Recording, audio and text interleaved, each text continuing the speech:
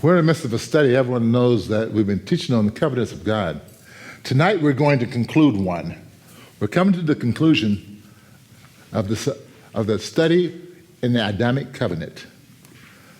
So we can go so much further. We can teach much more on this if we wanted to take it and make it a little bit more exhaustive, but we're just going to put a stop to it as for right now and put a little bookmark here and stop our study for tonight. For those that have been following along with this and kind of go along with this study, we understand the Adamic covenant as being God's promise or God's covenant and protection. We've gone through the Adamic covenant of creation, and we're just going through the Adamic covenant where God has promised us as a man and his protection. As we bring the study to a close tonight, the title of tonight's study is going to be Restoring the All. Restoring the All. This study really blessed me because it really helped me to kind of see what God was doing and kind of reflecting on what we're seeing today right before us. Over the course of this study, we've spoken in length dealing with Satan's strategy. When he entered that garden and he spoke with Eve and he made the comment and said, did God say? Did he truly say? We come to understand it's a twofold deceptive strategy. Eve called it, he beguiled me. It was Satan's strategy in attacking man's authority here on earth. That twofold strategy, as we went back and just reviewed, we found out the first one was this. Within that question, within that positioning, his goal was to corrupt the wisdom of man, creating isolation within him. See, because we've seen how Adam was just filled with wisdom.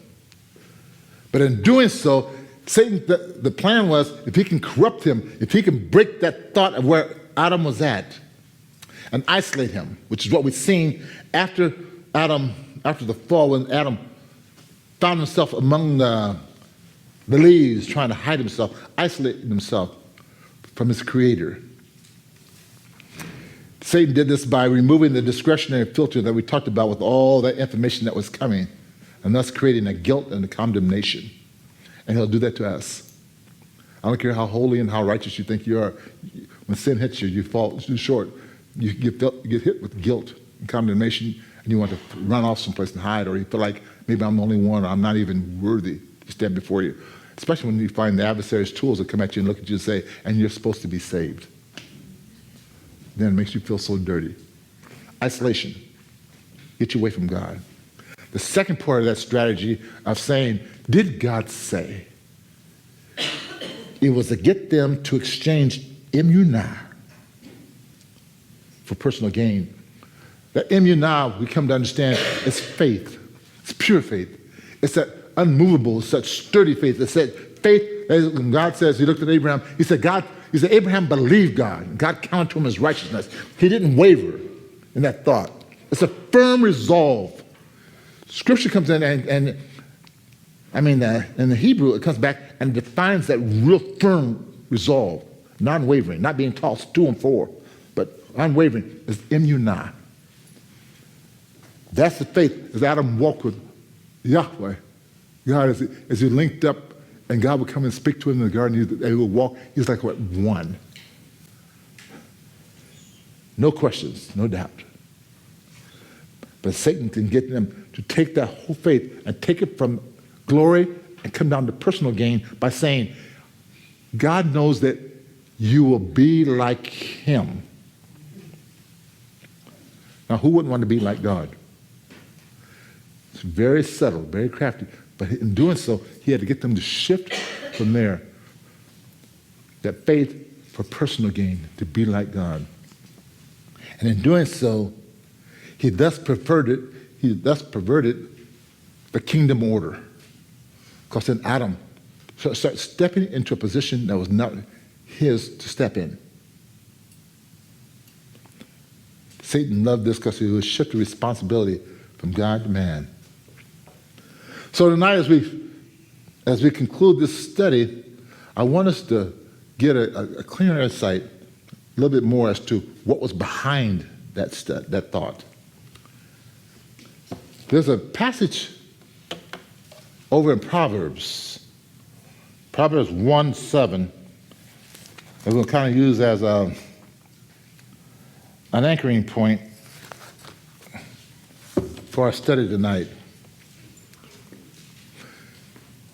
In Proverbs 1:7, it's going to allow me to say, tonight I'd like to talk to you about a title of wisdom. I'd like to talk to you about wisdom.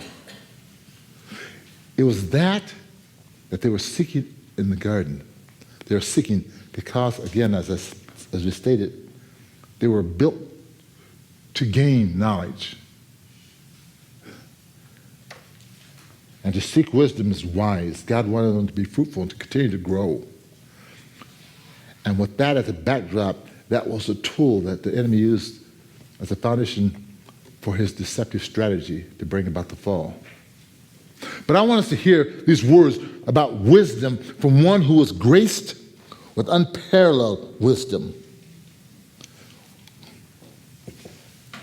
The author that's in the book of Proverbs. I'm speaking about the Melech, or the King Solomon. I like to see what he says. He talks about wisdom. And in Proverbs 1:7, he says this. He says, the fear of Adonai is the beginning of knowledge, or wisdom. Knowledge, to know, to gain. This fear of Adonai. So when I see that word, I can pick up my scripture as I start to read. When I read that word, I look at that word and I try to understand when he says there's a fear, there's a reverential fear of Adonai. And once one gains it, it's the beginning of knowledge, the beginning of wisdom. But it's that word fear. It's an interesting word that I want to just speak on. This word fear. See, because when we hear the word fear, fear is a word that God repeatedly told the Israelites. As he spoke to all of them. Don't mean different way. He talked to Abraham, Joseph, Joshua, Gideon. He always used to tell them not to do. Don't fear. Be strong. Be of good courage. Fear not, he would tell them. So I look at this word, and he says, this word that God repeatedly told his Israelites not to do is this fear. He told them, don't fear as you face your enemies.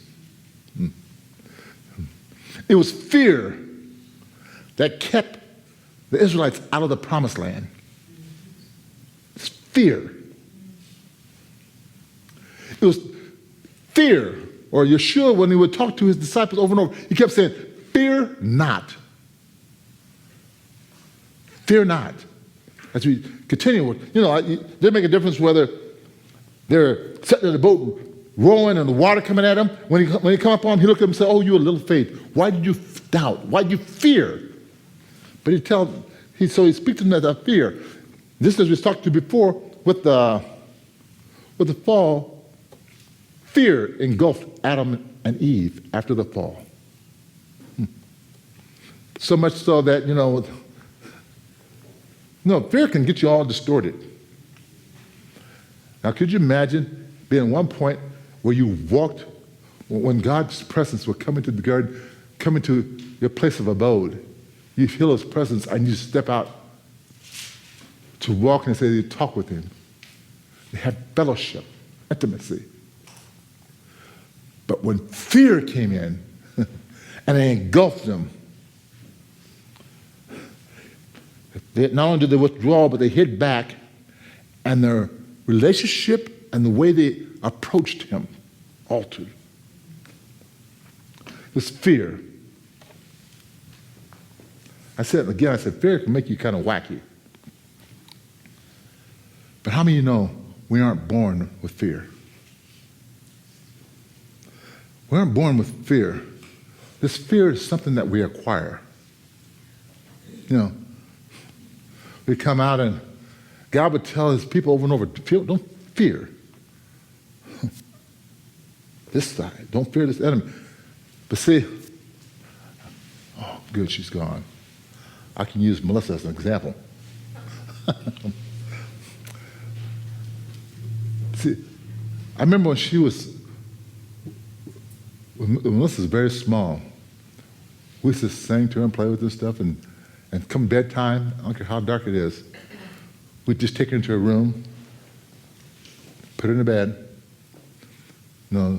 Sometimes I had story time, or we might sing a little song with her, and I'd turn off the lights, shut the door, and she would stay there and go to sleep. We'd come back out, so Anita and I obviously wouldn't go into bed at that time right then, because this might be about 8 o'clock, 7, 8 o'clock. So we put her in bed, turn off the lights, shut the door, and we'd go out and we'd talk, and if we had watch a movie or talk about the day or whatever. We come in and person you hear Melissa in another room, you open the door, and she might just be talking to herself, just laughing, just enjoying herself in the room. And we'd say, go to sleep. You've been in there for a bit, time to go to sleep. Shut the door. She was fine. Until I brought my niece over. I had another little niece that we raised for a while. And she was almost like my daughter. You guys seen her come here at times. Her name is Tian. And she come to spend the night with Melissa. And so we did the same thing like we typically do, talk to them, laugh about it. Okay, kids, it's time to go to bed. And they're going to go in, they're going to share the same bed, take them in the bedroom, laugh and tell them a little story, sing a little song, and they laugh and joke like this. And I click, turn off the light, shut the door, and go out and go to the other room. Now there's 2 of them in there. We say, click, shut the light. Tian. We go, come back in, what's wrong? She don't like dark. She's scared of dark. What's you scared of dark for?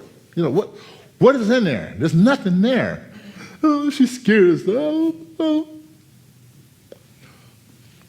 So, we left the light on so that she can go to sleep and stuff, and then we went in. But next day, we take Melissa down, we don't take Melissa to bed. We go put her to bed, click, turn off the light. We're like, what? Oh. Look at the closets. Oh. That Tian corrupted her mind. She learned fear. No fear. Had no problem with darkness. There's nothing there to scare her until Tian lay beside her and said, what's in the bed? What's that moving in the closet? And now we got to go in the room, learn fear. Same room, nothing changed. Introduced someone who was fearful. And now I'm going in the room, we got to look under the bed. Look at the clock. It's not born. It's acquired. It's something that comes at us. You even put a baby on the counter, say in the womb, see the baby it talks about all the things as it grows in the womb. But see, it's all bundled up inside its mother. No fear. You bring it outside that womb, and you put it on the table, and it thinks like, no, now it's something happened. It didn't have it, but it inherited fear. It thinks it's going to fall. So we wrap them up real tight in the blanket to try to emulate the womb. That was my understanding as my medical description to you. Anyway, we aren't born with fear. It's acquired. However, this word fear that Solomon is speaking about is in the fear of Adonai. It's the beginning of knowledge. It's not that all that emotional fear that I was just talking about. It's a different fear. This word fear isn't that emotional fear that Satan uses so well to manipulate and control us. That's that fear. That's what ISIS is doing. See, the things that they put about, things we see on the news, all the terror stuff, this is not about trying to this is to inflict and elicit fear. Control you, manipulate you with fear. This is what terrorists, this is what Hitler, this is what bullies do. I'll beat you up after school. Fear. This is not that same fear. This word he's talking about, this fear that we should have of God. God's not going to beat us up like that. Nor is it the word, in that word fear, is it that little youthful acronym, F-E-A-R, fear. I like that one too, because when you look at the acronym, it says this: false evidence appearing real. Things that you might be scared of, but you have no doubt of it, and you find yourself fearful of something. This is not talking about that little acronym as well. This is a whole different fear that God's dealing with, and Solomon's speaking about. This fear that he's speaking about in Hebrew is the word Yerah. You find it in Strong's 333-74. This word Yerah is what, as Solomon spoke, he says, Yerah of the Lord is the beginning of wisdom. What do you mean, Yerah? What does that word mean? Yerah means reverential awe. It's an awe. It's when you understand his majesty and you heard someone say, David said, it's a fearful thing for a man to fall in the hands of an angry God. To understand, you have reverence. See, when I come in the house, you don't play with God. I don't play with this house. There's an awe of a majesty when I talk about who he is and understand his nature. Within me, when people start saying something that's even hinging on the things of being blasphemy or cruelty, you stop and think like, don't you fear God? That's what the thief said on the cross. Don't you fear him? Isn't there awe? Isn't there a reverence? Isn't there some things where you stop and you don't play with? There's an awe about him. That's what Solomon's speaking there. He says, there's a reverential awe. That's what he spoke in terms on that Proverbs verse 1:7. He says there's an awe. It's at the beginning of wisdom. That's what Job declared. You can write that down. Job declared too, as he was talking to his friends, and the question as to what state he was in and why. He spoke in terms of this reverential awe, this manner of respect is the beginning of wisdom.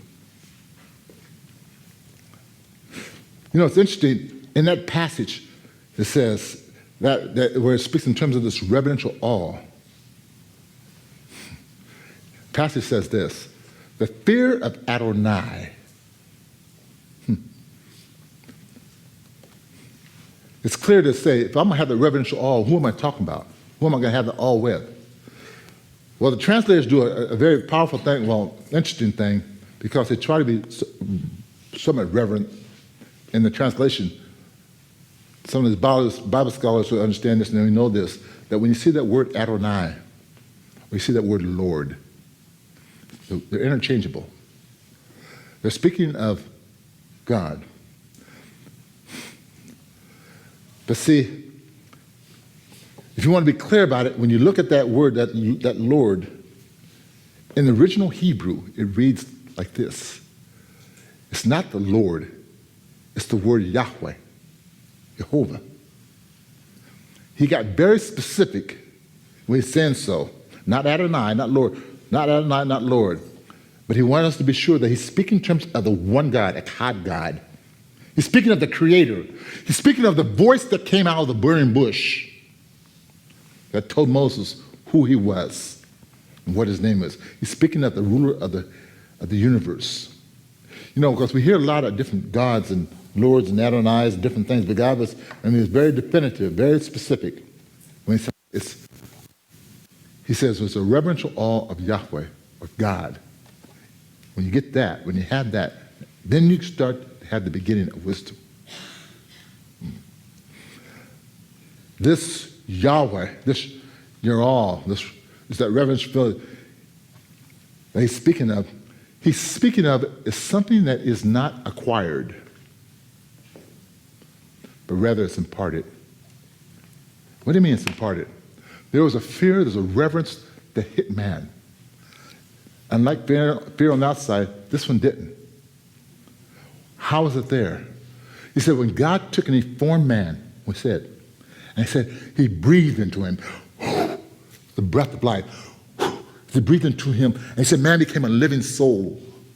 We spoke of this. I said when God gave man an empowerment to have dominion over earth, he said he had to release his authority. He took his authority and he breathed into man so that man could be like him. He said he made man into his own image so that they can walk in unison together. But in that same breath, he imparted to him, there was a reverential awe that came into as well. So not only did he have the authority, but he also understood the majesty and was able to link up and walk with God. So this reverential awe that God breathed into him was not something that he acquired on the outside. It was not something he picked up a book and started reading about it. It's not something he's trying to understand what God's about. This is something God imparted inside of him, and that's how come God can look at him and said, be ye holy, because I am holy. And he had to have a fear, and had to have an awe about who he was. Adam would walk with God to understand and be in full link with him, to know exactly where his role, his position was. Unlike Lucifer, who tried to exalt himself above God, Adam was in unity with God. So this reverential awe that we speak of, that Solomon spoke, even in his wisdom, he said, this awe is what wisdom began with. When God breathed into his nostrils. See, and the power comes in. It's this reverential awe that was within him. It's this awe that David felt. See, it's when he turns and says, I will not touch the Lord's anointed. Why? He says, remember the guys came there and who killed Saul's son? Or the one came to run into him because he said he killed Saul on the battlefield. He says, how could you even think of touching God's anointed? Even though he's doing what he's doing, he had many times to try to take him out himself. He said, but I will not. Was he scared of Saul? No. It was who anointed him, who put him in position. There's an awe about that. This is all that Moshe, when he walked before him, went before the burning bush, he said, when the people would speak, he said he would fall on his face. Oh, Moses, you're taking too much on yourself. Is God only speaking to you? Whoa, whoa, whoa, whoa. I don't think you understand who you're talking about. They called Moses the meekest man on earth. Although he's linked up, and God trying to reveal himself to him, he says, to the prophets, to all the other spokesmen, I'll speak to them in visions and dreams. Moses is totally separate. I'm going to speak to him mouth to mouth. You think something like that could be exalted within himself, thinking like, I am like this with God. But he said when God would speak, Moses understood that. They called him the meekest because he said he would fall on his face before God.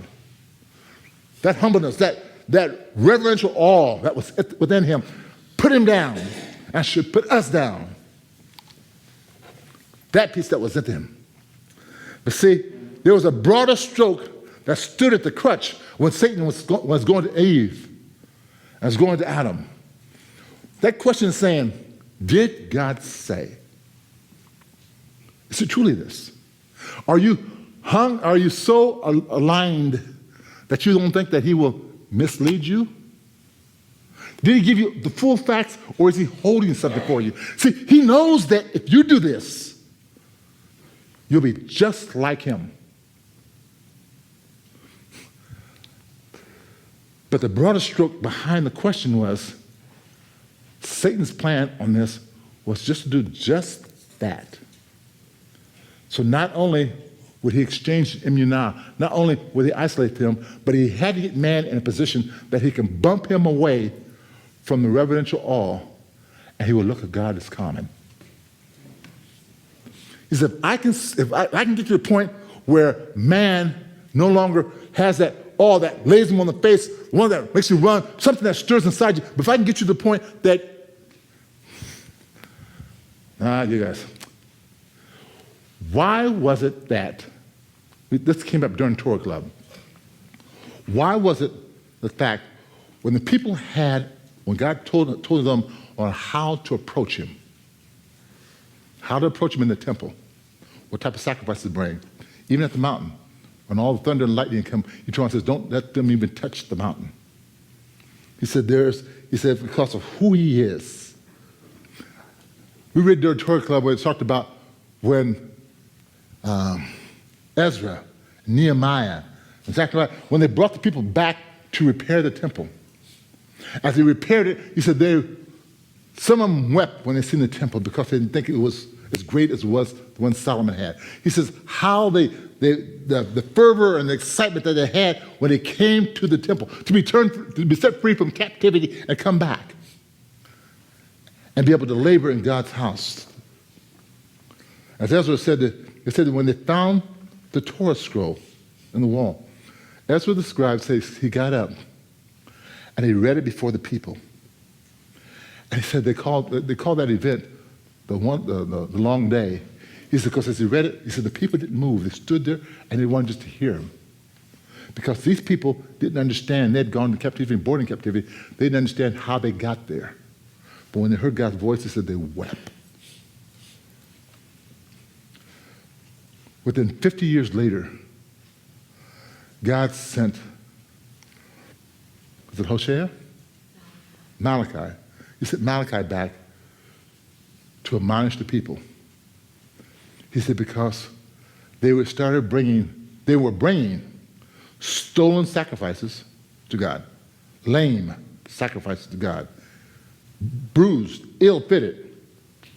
They were coming to the temple and they were burning everything. They were doing so much disgraceful things that there's a fear that came over and says, there is no reverence. There's no awe. In fact, he says, if you think those things that you're doing is supposed to please me, give those things to an earthly governor and see what he says. Take him down the street and give him to that you're supposed to be honoring the governor, give them to him and see if he takes pleasure in them. And you bring them to me? Satan's plan to bump man from the reverential awe was in place. There's no longer no respect. God became common. See, subtle. We look at the fruit. We look at the apple. Yeah, when Eve ate the apple, then there was a fall. What, there's something more. He's very subtle and very diabolical with this attack. His strategy was to get us from the point whereas we no longer have a fear of God.